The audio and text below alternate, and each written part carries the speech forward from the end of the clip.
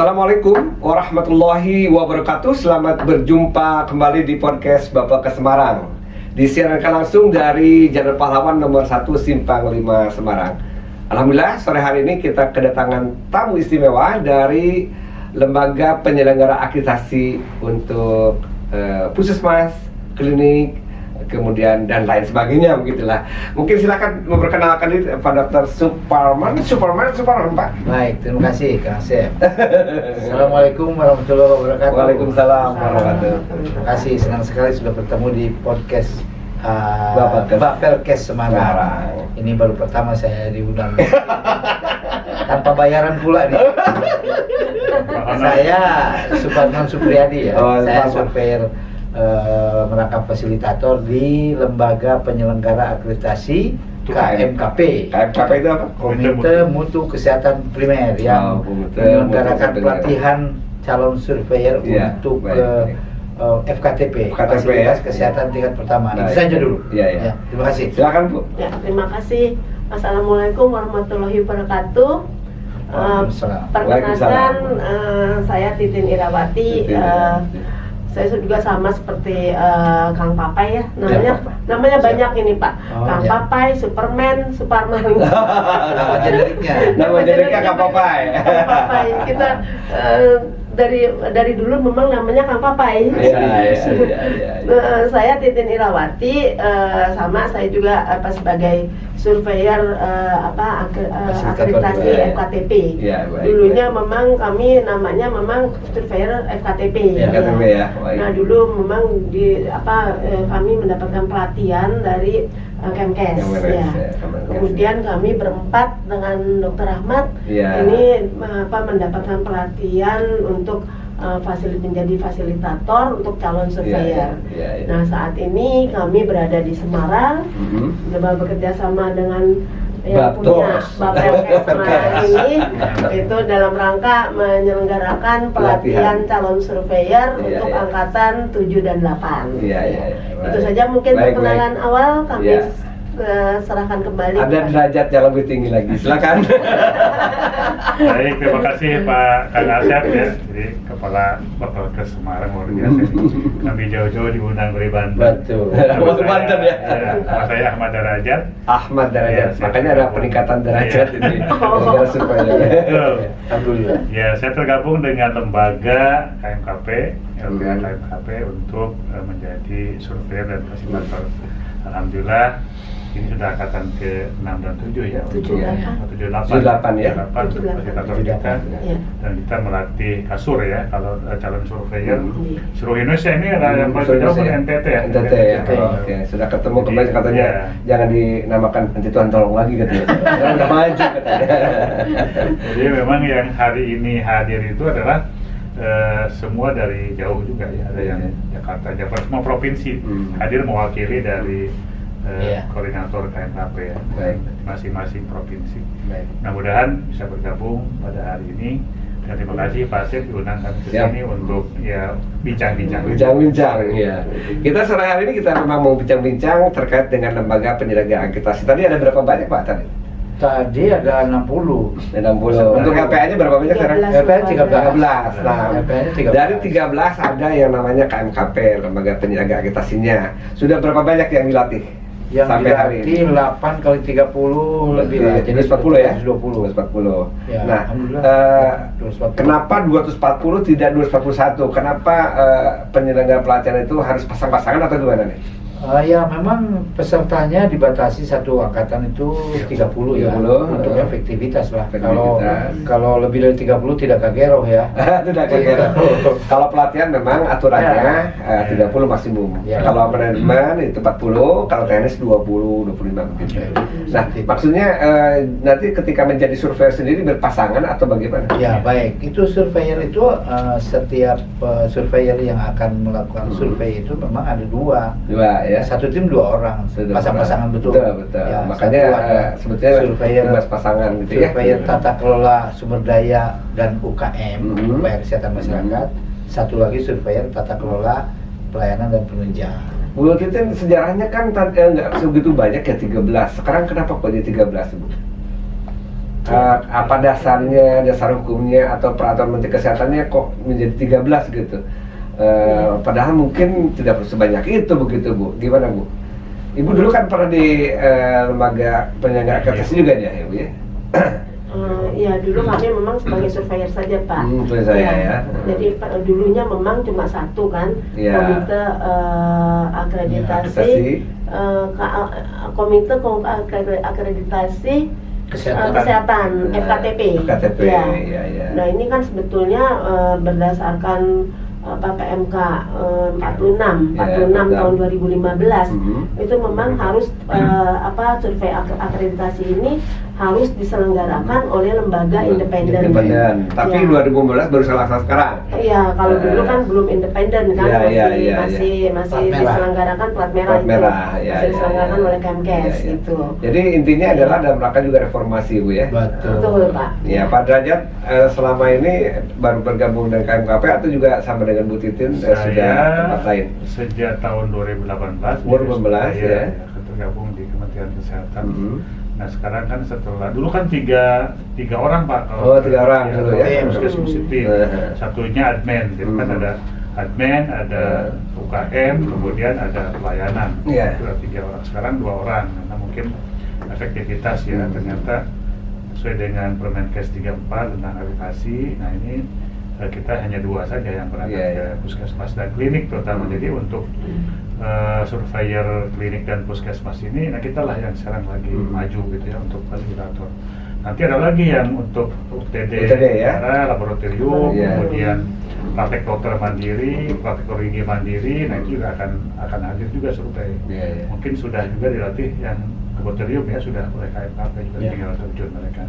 Nanti tahap berikutnya setelah selesai target ini kurang lebih 1 LPA berapa? 1000 target ya kalau nggak salah ya. 1 LPA? Ya, LPA 1000. Nah, perhitungannya dari sekarang menurut informasi dari Kemenkes berapa ribu puskesmas yang belum terakreditasi? Lebih dari 10.000 ya. 10.000 puskesmasnya. Sekarang sudah musim reakreditasi. Hanya sedikit sekali yang masih ada yang berlaku ya. Begitu. Nah, ketika pelatihan ini Bu, apa yang diajarkan dalam pelatihan calon surveyor itu Bu? Untuk pelatihan calon surveyor ini ada materi pelatihan dasar, kemudian ada materi pelatihan inti. Nah, materi pelatihan dasar ini ada misalnya ada kebijakan, kemudian ada etik surveyor, kode etik disampaikan oleh dari Kemenkes juga. Kemudian ada juga yang fraud ya. Fraud itu diselenggarakan disampaikan oleh Bapelkes ya. Nah, kemudian kami berempat ini mengisi untuk materi intinya materi inti juga terdiri dari praktek dan teori dan praktek Pak. Dari sekian 13 mungkin puskesmas ataupun klinik itu mengajukan atau bagaimana tekniknya ketika Bapak Ibu mungkin menjadi selain fasilitator juga sebagai surveyor. Bagaimana mereka mengajukannya Bu? Supaya tidak istilahnya rebut-rebutan gimana sih? Gimana atau Bapak Pak? Jadi ada sistem sih. Sistem ya. Mereka kan di FKTP mengisi DFO. DFO itu sistem untuk pendaftaran survei. Kapan disurvei, kemudian waktunya kapan. Nah, mereka mengisi, kemudian memasukkan INM, kemudian IKS, kemudian persyaratan elemen penilaian, akreditasi itu harus di DFO diisi dulu oleh masing-masing puskesmas. Kemudian tentukan jadwal oleh mereka tanggal berapa, nanti sistem akan menemukan surveyornya. Namanya Sinap. Jadi kita kasih aplikasi Sinap, mereka mengisi dan bisa memilih gitu. Iya, menemukan. Jodoh gitu. Kalau surveyornya mengklik terkait dengan kesiapan survei tanggal berapa saja, nanti akan ketemu dengan puskesmas yang klik tanggalnya. Jadi itu begitu 240 orang dilatih, kemudian dilaporin kemudian mengisi Sinap sendiri kesiapan menjodoh gitu ya. Sertifikat dulu setelah pelatihan ini sertifikat, kemudian registrasi dulu Pak. Registrasi dulu ke lembaga. lembaga yang melatih yaitu KMKP. Seperti sekarang ini kan nanti mereka setelah lulus ini mendapatkan sertifikat dari Kemkes. Karena kami sudah melaporkan kan ke Kemkes ya. Nah, setelah mereka mendapatkan sertifikat, kemudian mereka registrasi ke KMKP. Jadi dengan mengupload sertifikat yang sudah mereka terima. Nah, kalau sudah diupload kemudian diterima oleh admin lembaga, kemudian kalau sudah diterima oleh admin lembaga, maka akun yang dikirimkan oleh Kemkes ya itu aktif ya. Nah, kalau sudah aktif baru mereka mengisi mengklik, kita istilah klik ya, kita mengklik kesediaan survei ya. Nah, itu kesediaan survei itu dalam prakteknya 2 hari di puskesmas ya, 1 di klinik. Kira-kira yang dirasakan oleh Ibu selama melatih atau fasilitator, ada perbedaan nggak? Misalnya di Jawa Barat kan melatih, berarti Jakarta melatih, di Semarang, dan di Rio, dan Manado juga sudah mungkin ya? Belum. Gimana? Manado belum? Belum. Oh, belum. Perbedaan Kira-kira sih untuk ada ya. Perbedaan karena kita kurikulumnya kan sudah standar kan seluruh Indonesia. 13 lembaga itu kita menggunakan kurikulum yang sama. Kemudian pada waktu kami dilatih untuk sebagai TOT untuk pelatihan ini pun menggunakan kan ada 13 lembaga. Dari 13 lembaga itu mengirimkan dua pasang surveyornya, yaitu TKSD UKM tadi dan TKPP. Nah, ini kita dilatih dengan menggunakan standar yang sama, sehingga pada waktu kita melatih calon surveyor juga kita menggunakan modul dari Kemkes ya. Jadi nggak ada perbedaan. Untuk sinap sendiri sudah lancar ya, kemarin dengar ada semacam pemeliharaan atau begitu ya? Oh iya, itu umumnya kalau peralatan teknis kan ada pemeliharaan. Kemudian karena internet kadang-kadang jaringan juga kurang bagus ya, seperti itu. Ya. Sekarang yang paling jauh yang sudah dilaksanakan oleh KMKP mensurvei daerah mana, Pak? Survei? Ya, kalau standarnya misalnya Jakarta ya, yang paling jauh kemana tuh, Pak? Kalau sekarang kan quality per provinsi. Jadi kalau misalnya Banten ya surveyor Banten khusus menilai puskesmas dan klinik Banten. Jabar begitu pun juga sama. Jadi kalau dulu kan dibuka seluas-luasnya oleh Kemkes ya. Jadi bisa dari Banten, Serang, bisa ke Indonesia, bisa ke Medan, ke Papua gitu. Sekarang sudah ini ya, regionalisasi ya. Regional betul. Sekarang transportasi juga nah, itu transportasi. Ongkosnya besar. Berat di ongkos. Sekarang saya ganti tanya nih. Boleh. Jadi selama ini Bapelkes Semarang nih kan, Bapelkes Semarang itu adalah Bapelkes yang megah nih, Bu. LPP, Lembaga Pelaksana Penyelenggara Pelatihan, LPA kan. Sudah berapa banyak tuh ya surveyor yang bekerja sama ya di sini, LPA yang bekerja sama di sini dan melatih seberapa? Sudah banyak, hampir 7 atau 8 ya. Yang jelas sudah dilatih sekitar 400-an. 400 ya. 400 casur. Ya, casur. Kan dari KAKP, Laplin, Laprida yang mau, kemudian KMKP sendiri, kemudian Lapkespri, udah banyak kok. Jadi kita. Jadi kemudian karena ini program nasional, maka pelatihan pun fasilitatornya ya diutamakan dari LPA sendiri ya, supaya ada nyambung gitu ya.